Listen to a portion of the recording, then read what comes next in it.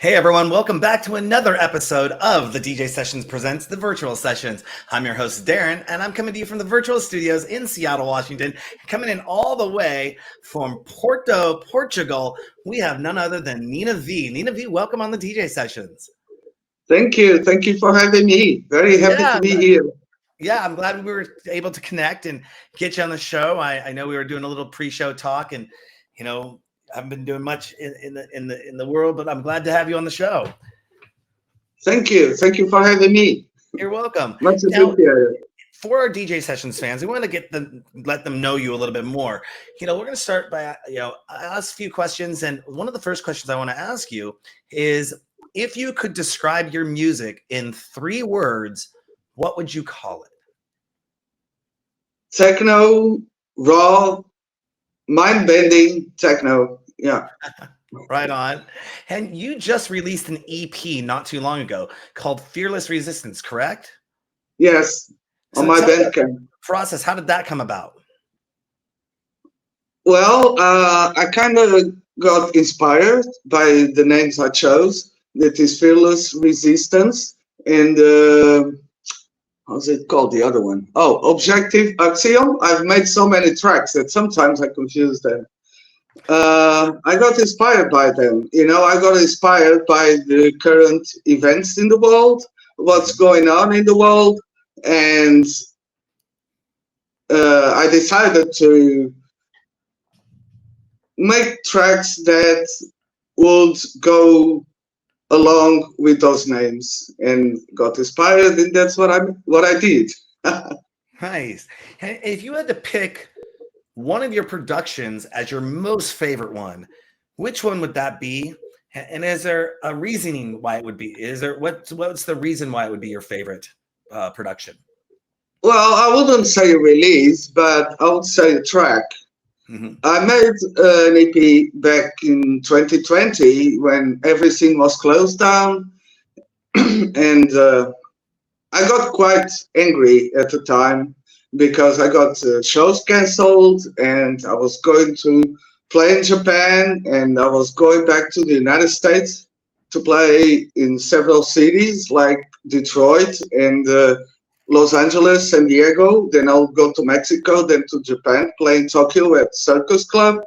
And of course, everything was cancelled, and it really hurt at the time, as you can imagine. And then all the restrictions and the whole story about the virus and everything, I got quite enraged. That's the right word, and I thought, what can I do? Well, I can't do much. Everything's closed, but I've got my studio at home. So that's what I'm going to do. I'm going to put all this rage, all this anger into my music. And I closed myself down in the studio, and I made music, and I got all of those emotions out. And there's a track that is called Tyranny that is up on my Bandcamp. And that's really, really, of all my tracks, I've made over 400 tracks, all released around the world, everywhere in the world, almost. Tyranny, that's the track that's really, really, well, I've got a couple more, but this one is one that reflects what I was feeling at the time. And yeah, it's up on my Bandcamp. Nice. What was your strongest motivation for pursuing a career in music? Well, my career started back in 1992. I was fresh coming back to Portugal from Holland. I lived there for 6 years. And in 92, I decided to come back to Portugal. And I wasn't really thinking about music at all. Although I always loved music, of course. I learned how to play the piano when I was like 7 or 8 in school. But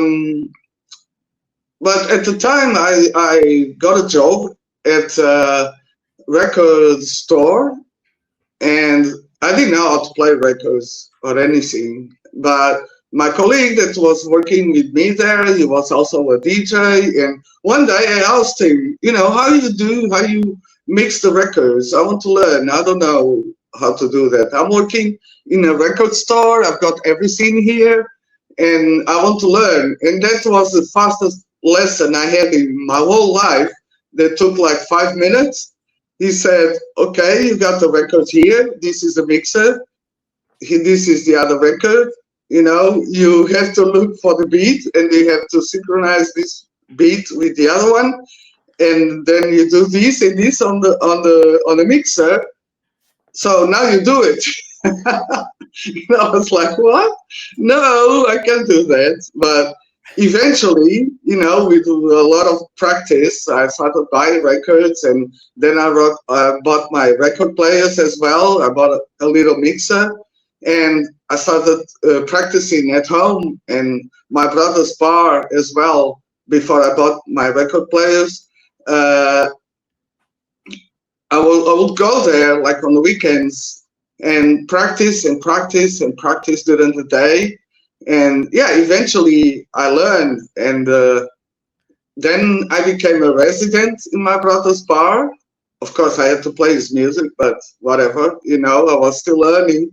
And later, when he saw that I could mix well and that I had learned how to do it, he offered me residency at his club as well. He had a club here in Porto. And yeah, then I started playing there as well. So that was the first time I started playing out, like for public. And you mentioned that you have over 400 tracks that you've released, correct? Yeah.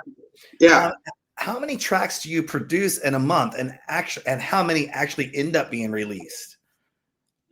It depends, So it depends on the inspiration, how I feel. One track I can make it in like 3-4 days, but can also take a month or 2 or 3 to finish a track. I never start a new track without finishing the one I'm working on. So I have 0 unfinished tracks.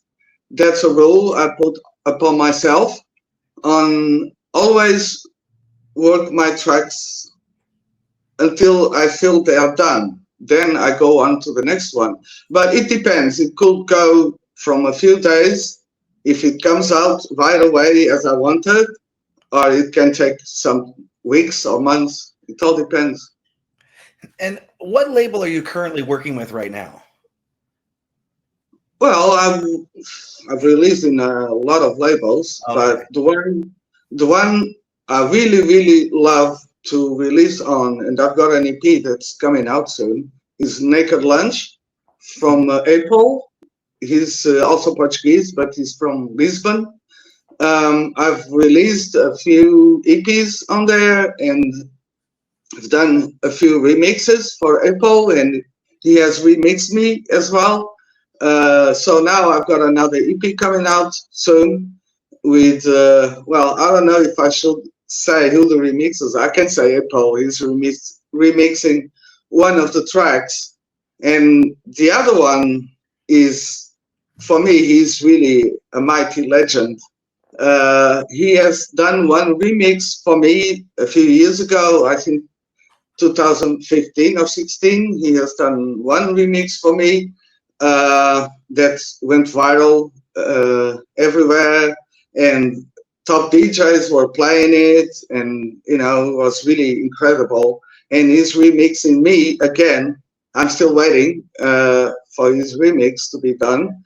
But he's called Ritzy Lee. Yeah, I don't know if you know him. Ritzy Lee. He has he lives in Holland, and he has played Awakenings, and he has released some of his music on Mord as well. And I really like his style. I really like how he makes his music, because it's so innovative. It's so different from everything else that you usually listen to and that is around. There's a lot of good music around, but there's also a lot of music not so good. and it sounds the same, but his music doesn't. It doesn't sound the same, and that's why I like him. We are friends, and yeah, because it has so much success. His remix he did for me. That was a collab I did with another DJ producer called Virulent. He's from the United States, and we did an EP called Gray, and yeah, he remixed one of the tracks, and yeah, a lot of big DJs were playing. Like Dave Clarke played his remix, and Paul Mac, and so many others. Tom Hanks, no, not Tom Hayes, not Tom Hanks. Yeah, several others. So you mentioned Naked Lunch is one of the labels that you really enjoy working with. How did that relationship get started? Well, me and Apo, we have been friends for over 20 years. He's also Portuguese, like I told you. And I remember going to see him play in raves and parties, and we played together as well in some of them. And some years ago, like 2015, he started a DJ agency that is not working now anymore, but at the time it was, and he invited me to be part of his DJ agency as well. So I played in some of the parties he organized here in Portugal, in Lisbon and in Porto. And yeah, we have been friends for over 20 years, for 30 years, I think. So he's a very nice guy. He's an amazing DJ and producer. Everything he touches is just awesome. I really love his style. I really love, because he plays and he makes pure techno. You can't really attach a subgenre to it. It's just techno. It's not that it's dark or it's raw, mind bending. Sometimes it is, but what he plays and what he makes is pure techno. And that's what I love, pure techno. No other subgenres attached to it. I'd love to get it on the show sometime.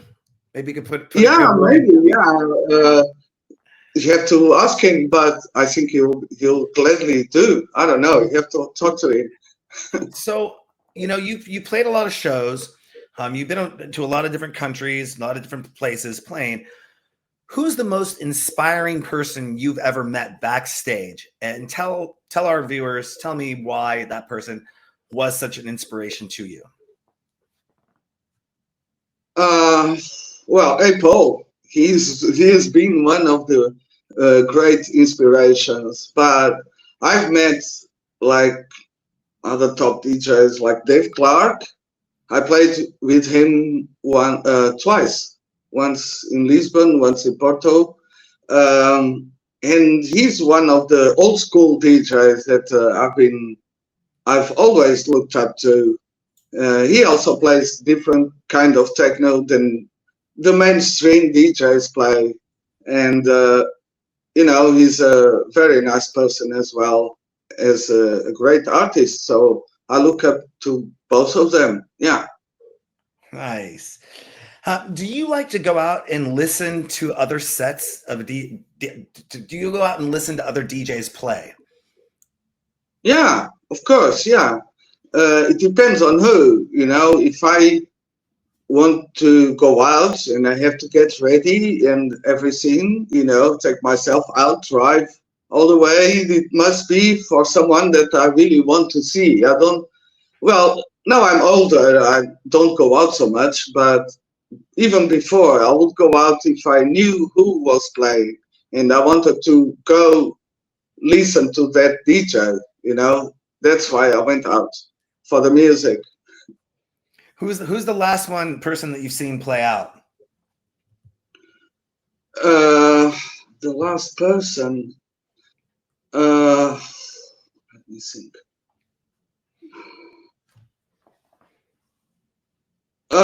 Dax J. I think he was one of the last DJs I went to see play. I've seen him play a few times already in a club here in Porto. It's called Garde.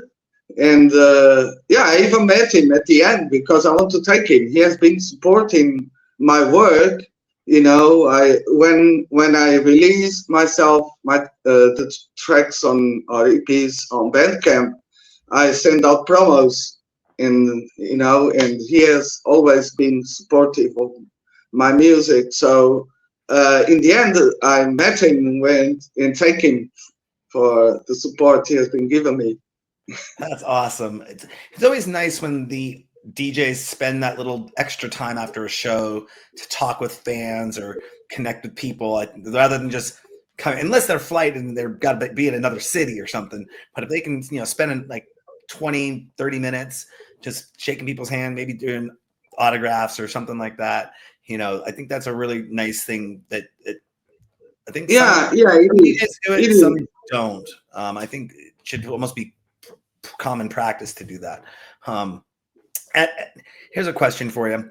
At nightclubs and other dance events, should people look at the DJs that are playing like they are rock stars, or would it be more fun if the DJs were just slightly more anonymous and just part of the bigger event? Well, I think if they were a little bit more anonymous, like back in the day in the 90s, I remember, of course, it depended on the clubs and on the parties, on the events, but I think they were a little more hidden than now. Mm-hmm. Nowadays, everything is focused on the DJ. I blame it. I think it's the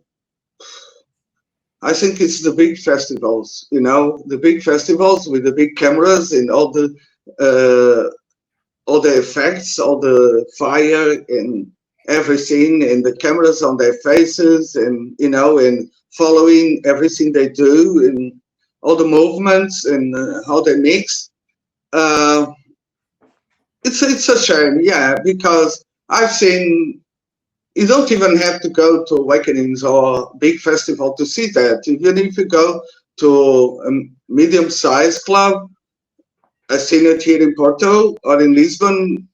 When the headliner starts, people are all with phones on their faces. I don't like it either when I'm playing. I don't like cameras on my face. It distracts me, and I'm always scared that I'm gonna do something wrong, that I'm going to do a mistake because I'm distracted. I like to focus on what I'm doing. I barely look up at the people either because I'm so focused on what I'm doing. That's not for the people to follow. It's for you to follow, you as an artist, for you to be focused on. I think people worship the artists so much that they miss out on the fun. They miss out on the music itself. They are not following the moment.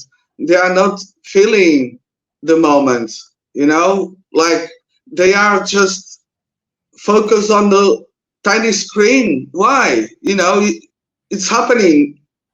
It's happening in front of your eyes. You don't have to focus on the tiny video. Just focus on what's happening, on your surroundings, or on the music, on the people dancing, and all the vibe and all the love that people share on the dance floor, and the energy, especially the energy. You're missing out on all of that. Like the club I mentioned before called Gar, where I played as well, they now ask for your phone at the door, and they put a sticker on the camera.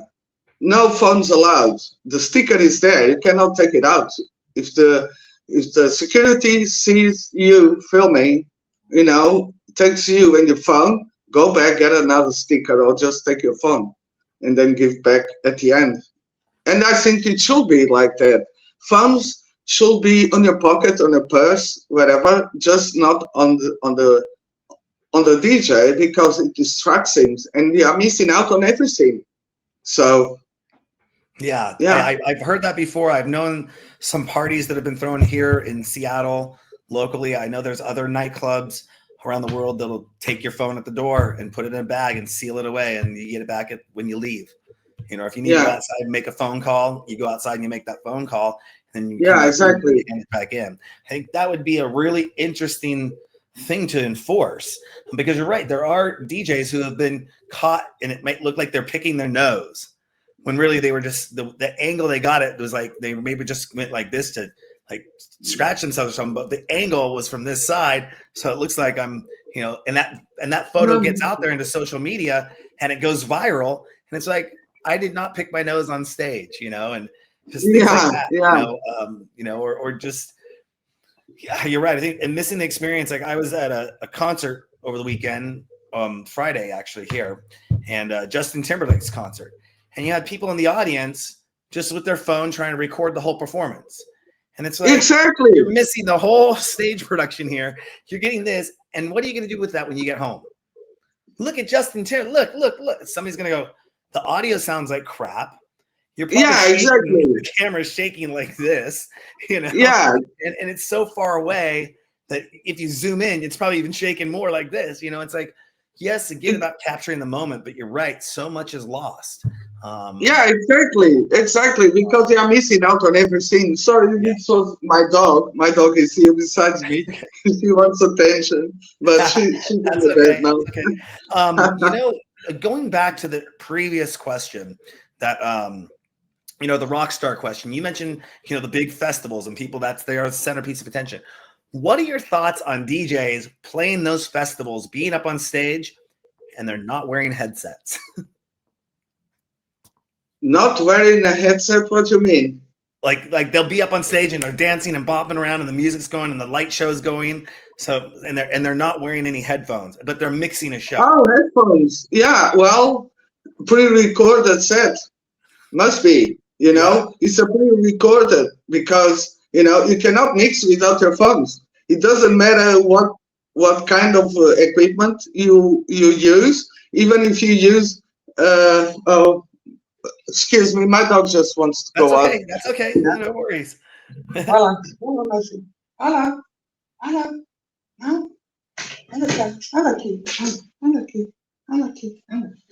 What's your dog's name? She's my dog. Oh, what a cutie. Yeah, she's called Muffin. And she just wants attention. Muffy. She just wants attention. That's okay. We're pet friendly over here. So obviously, I would take it. Your opinion is that DJs. Do you think they should focus more on the quality of music and performance instead of image and outfits? Yeah, of course. Yeah, everything is so focused on the image now, and likes and bot plays and everything. And that's not the important. That's not what you should focus on. Mm-hmm. That she's gone now. That's not what you should focus now. No. Important is the music above all. Above everything, it's the music. It's always the music. It doesn't matter how you look. It doesn't matter how beautiful or how ugly you are, how old you are. And if you are a blonde or brunette, or if you have muscles or you don't, how you dress, it doesn't matter. That's not the point. The point is the music. Always. No matter what, it's always the music. So... Do you become a different person when you get on stage, or do you become a different person when you get off stage? Well, I get on a focused person when I'm on stage. I'm focused only on what I'm doing.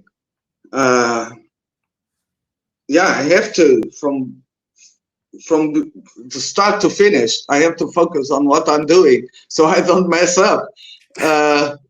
Of course, when I'm off stage, then I take a deep breath. I sit for a bit, and I have to reset myself again, and and breathe again, and think if I messed up or not. No, I didn't mess up.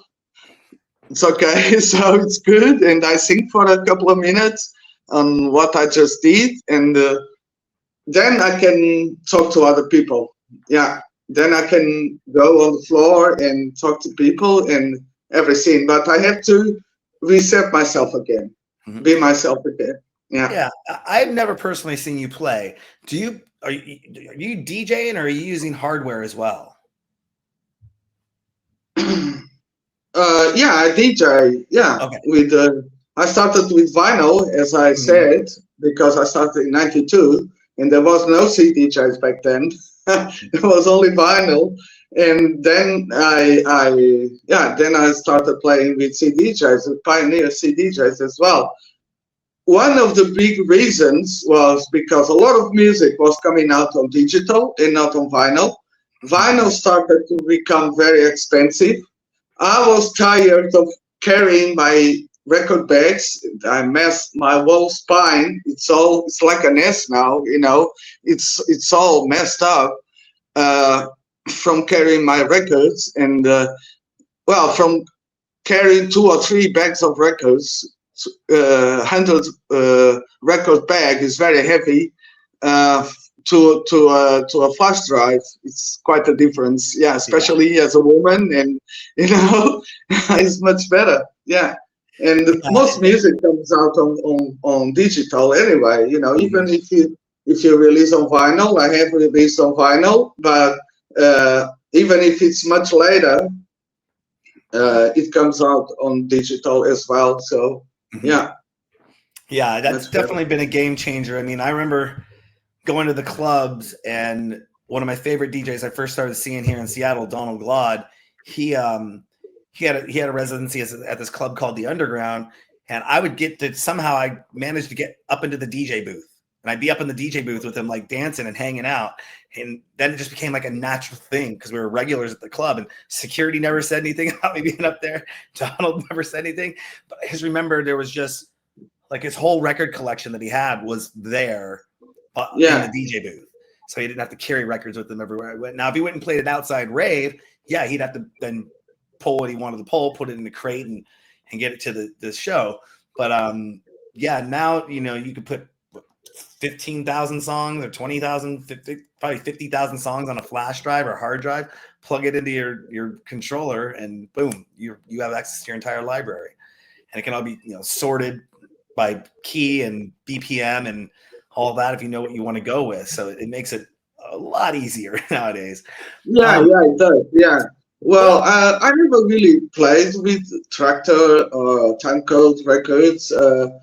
I went from vinyl to CDJs, and that's it. That's what I still use now, CDJs, and I really like them. It's not much different, to be honest. It's not much different how you mix.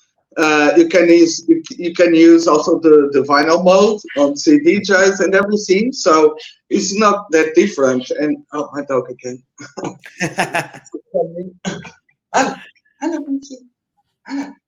Okay, sorry about that. When you have pets, you have dogs. It's like that. They need attention all the time. What has been the worst thing that has ever happened to you on stage? The worst thing.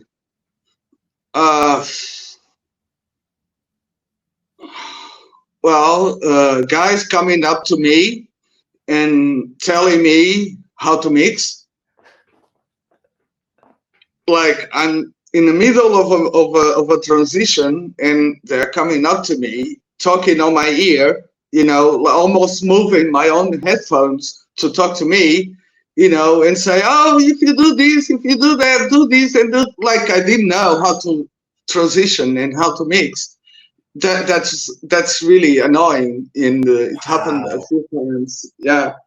Or requests playing techno set, and people coming to me and asking for Cult, a new order, and whatever else, rock music, asking me if we'll play electronic music all night.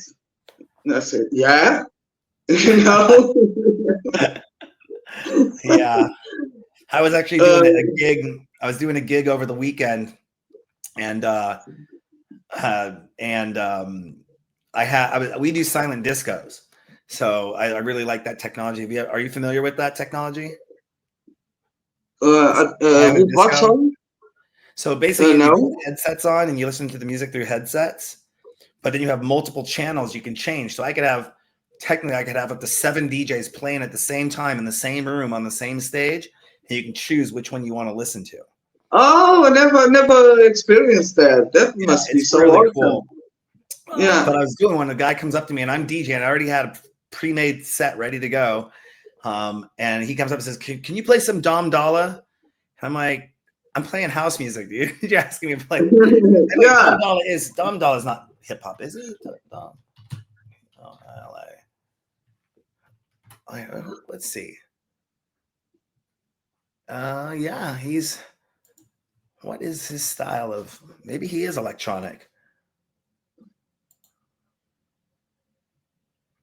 I'm not sure, but yeah, he requested like some hip hop guy. Maybe it wasn't Dom Dalla. And I was like, no, sorry. Sorry, that's Jesus. I was just looking him up on Wikipedia, this Dom Dalla guy. Yeah. An example feed of book Dom Dalla is in the starting range of $150,000 to $300,000. Wow. What? I'm like, whoa. Wow. Never heard of him. You know, there's so many new supposed DJs Calvin around Harris. now. To book Calvin Harris. Yeah. Oh no, who is the highest paid DJ? That's highest paid DJ. I thought it was like, who's the most expensive DJ to book? Wow. Calvin Harris made $300 million last year. Or in 2022. I can't even comment on that. You know, it's wow. I know I got a little off. Yeah, but you know, for me, well, Calvin Harris, at least he doesn't. I don't like his music, but it's not my style. But at least he doesn't really mess up in his shows. Yeah. You know, like sometimes others do. Like, you know, I don't know if you saw that girl that was playing in the festival.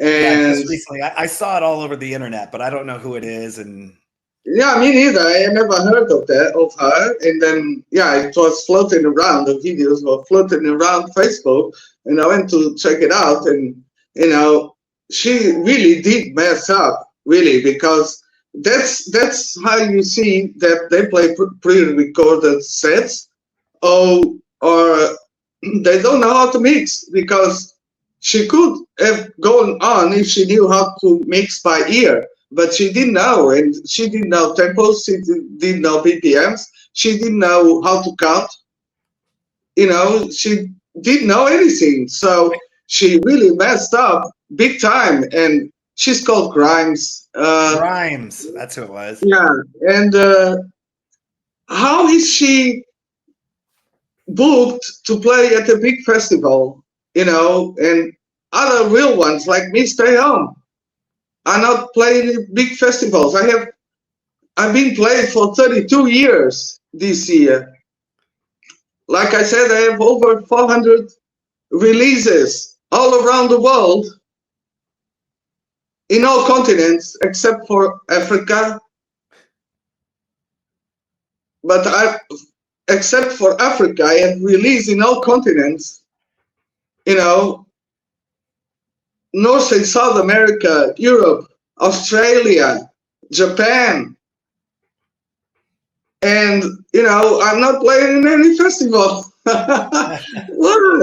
It's so messed up. It's you know, it really boggles the mind, doesn't it? It boggles the mind how everything works nowadays. Like, I know of DJs, I'm not going to name them, of course, but I know of young girls that just started like a couple of years ago. I'm not saying their names, and I'm not saying the genre they play either, but I know of DJs that paid a lot of money to, you know, to become rock stars or DJ stars overnight, And they did, and they're playing, like, I don't know, well, not 30 shows a month, but maybe 20 shows a month everywhere in the world. And, in asking, I don't know how much they charge, but must be a lot as well. And they just became rock stars overnight. How is that even possible? Yeah. How if they mess up sometimes? Well, not like Rhymes, but they do mess up sometimes. I've seen it. And Yeah. it's maybe, I don't want you to think that I'm jealous or anything. I'm not jealous. At my age, I'm also not wanting to play 20 shows a month. I couldn't do it anymore. But I just don't think it's fair. It's not fair. Yeah. I mean, I tell my friends this all the time in Seattle. It's like, you don't want to play in, first of all, there's a limited amount of clubs. There's too many DJs, limited amount of clubs. So you get your shot to play at a club because you're a no-name DJ that doesn't bring anyone. They get the opening slot, which is usually at 10 p.m. There's 3 or 4 or 5 people in the club because our nightlife doesn't get started till about 11:30. And they want to figure out how they can get booked out of state and get bookings to play out of state. It's like, okay, well, where's your social media at? Where's your website at? Are you releasing any tracks? Do you have any money to pay people to help you do all this?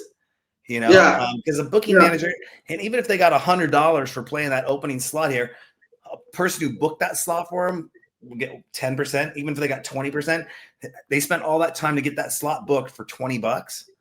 It's there's no. I've heard of DJs that pay to play as well. Yeah. I mean, me and other old school DJs like me, we went through the whole process, didn't we?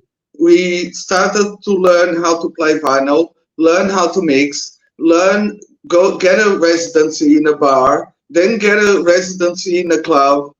And then after all that, a few years of that, then you start playing out in other, outside of that, in events and parties and other clubs. And you have to go through that process first. If you didn't go through that process first, you are not a DJ. I'm sorry. You can't learn the craft overnight.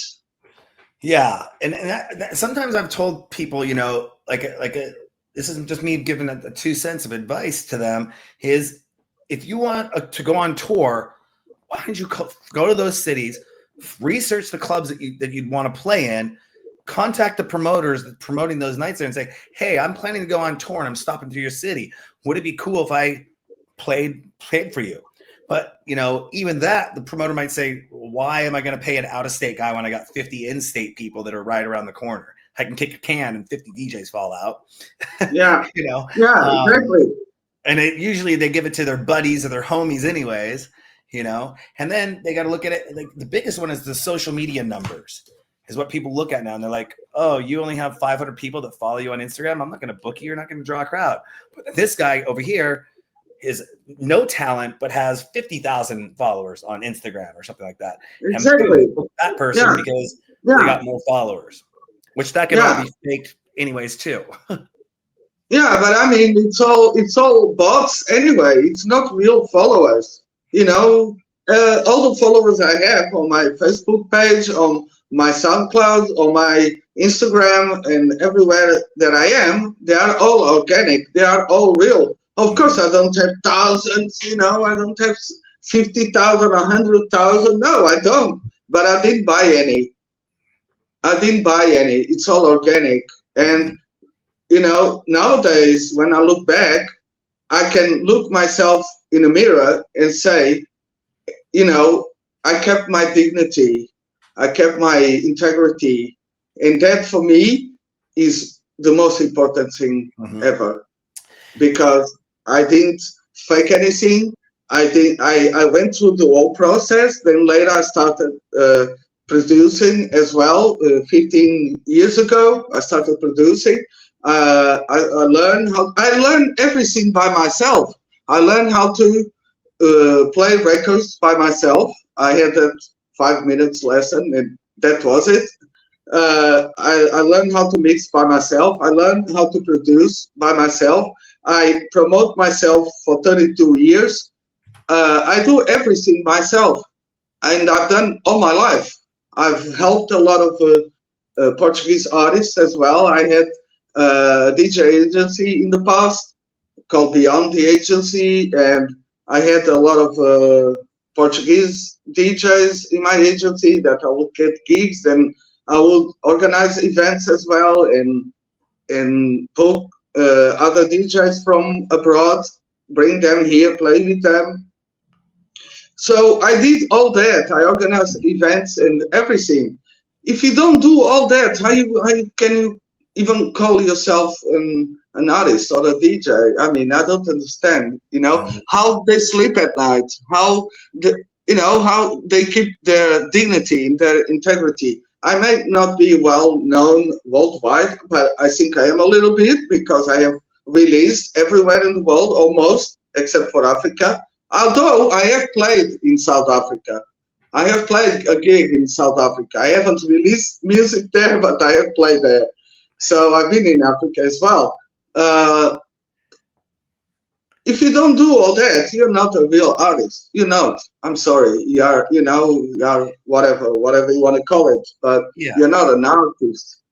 So how would you define success as a DJ/producer? Is it a Beatport top 10 hit, sold out tour? What are your thoughts on that? Well, I've been on top 10 on Beatport. I've been first on Beatport as well. With the release that I released on Naked Lunch that I mentioned earlier, I got to first on Beatport, and a bunch of others on the top 20 and top 10. But success, well, I don't know. It's kind of subjective, Success is when you play out and people like you, the way you played, and liked what you did, like the music you played, and and other artists play your music. For me, that's success. It's not a sold out show. I've had sold out shows, but I don't know. I don't think that's the peak success. I think success is people liking what you do, liking your music, liking your work, and telling you that, and playing your records and your tracks. I think that's success. Yeah. And success doesn't always last forever, especially for an artist. No, it doesn't. No. What do you do to save up for the future, or what do you invest your earnings in? What earnings? No,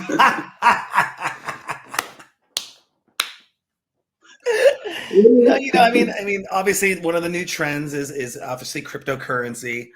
Things like that. No. I don't want to have anything to do with cryptocurrency, any of it. Yeah. Least of all Bitcoin. No, I don't want to have anything to do with that for several reasons. Yeah. But I'm not going to explain why now, because we had to go into politics, and this interview is not about politics, it's about music. No, we try to keep it fun and lighthearted, but I know where you're going, though. I'd rather not speak about that.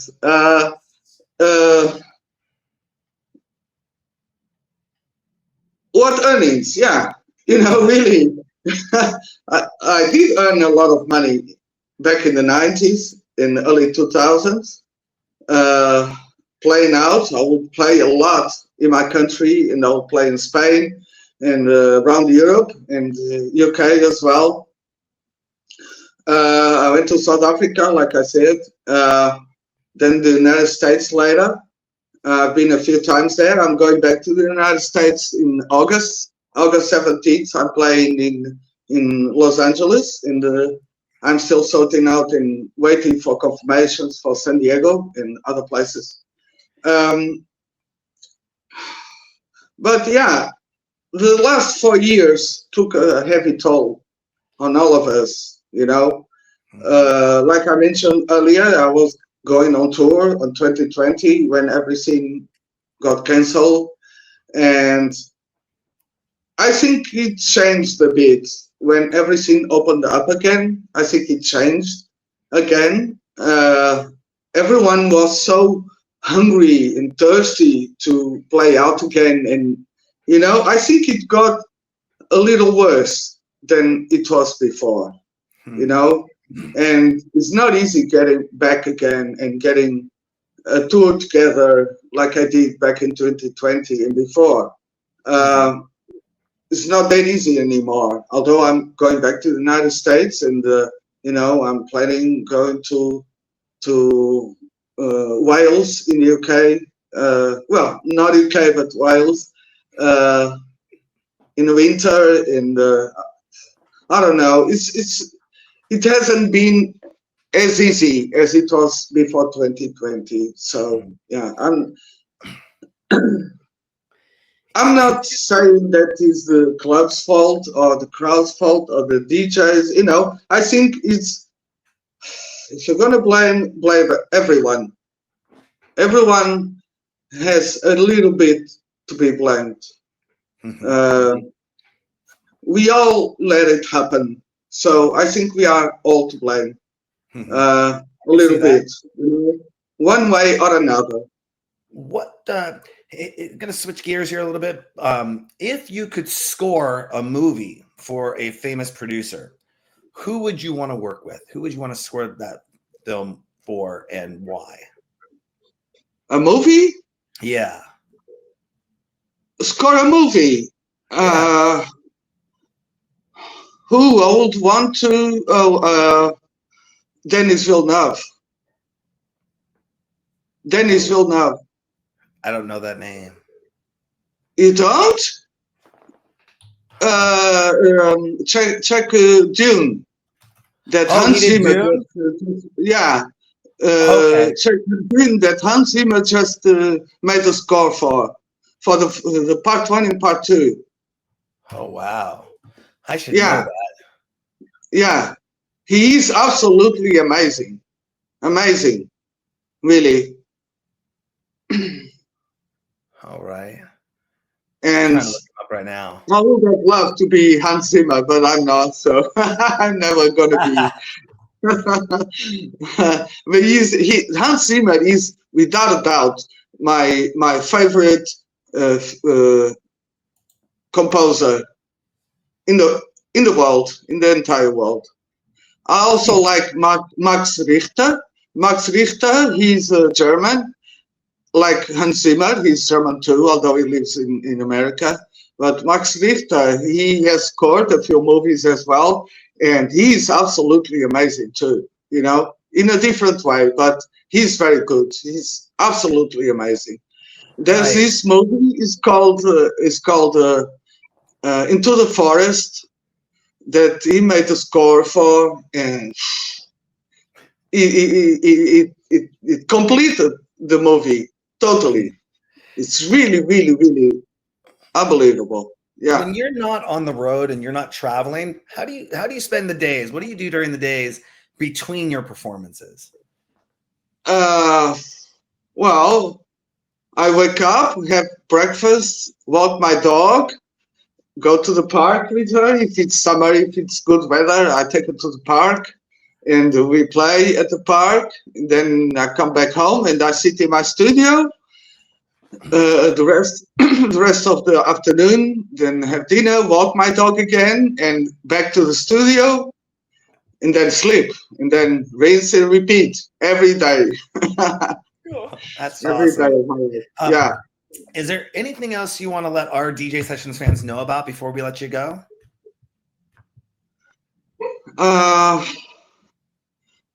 Yeah, a piece of advice. If you wanna start and learn how to be a DJ and be an artist and be in this world, be patient. Be patient. Do it the right way. Learn the craft from the beginning. Learn how to mix by ear. Your music culture is also very important. You have to listen to different kinds of music. Although my favorite is techno, it's what I make and what I play. But I started with acid house, acid techno, and I listen to different kinds of electronic music, not just that, also drum and bass, also trance. In the past, it wasn't like it is now, so it was different.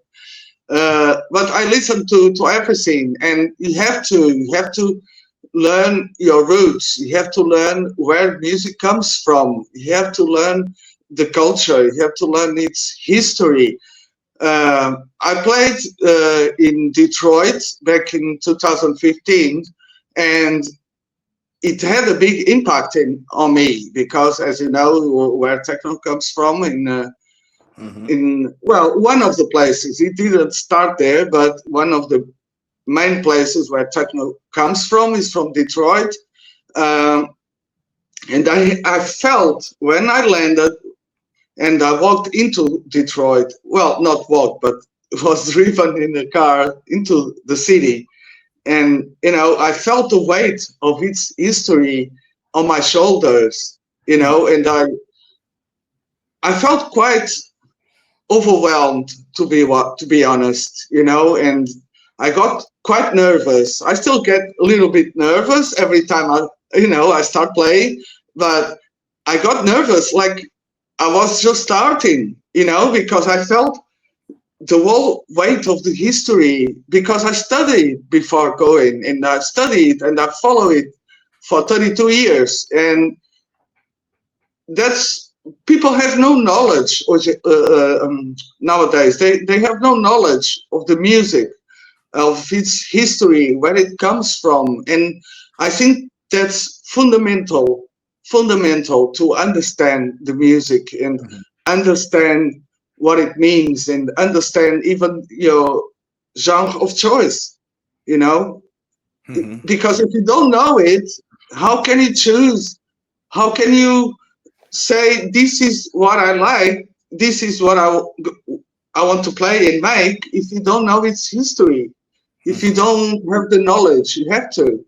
So be patient and do the things the right way. That's my advice. Awesome. I usually ask one piece of advice that you could give to new and up-and-coming producers, and I think you hit it right on the nail head, like square. Thank you. Awesome. Thank Where you. are some places that people can find out more about Ninna V? Where would you like them to send them to?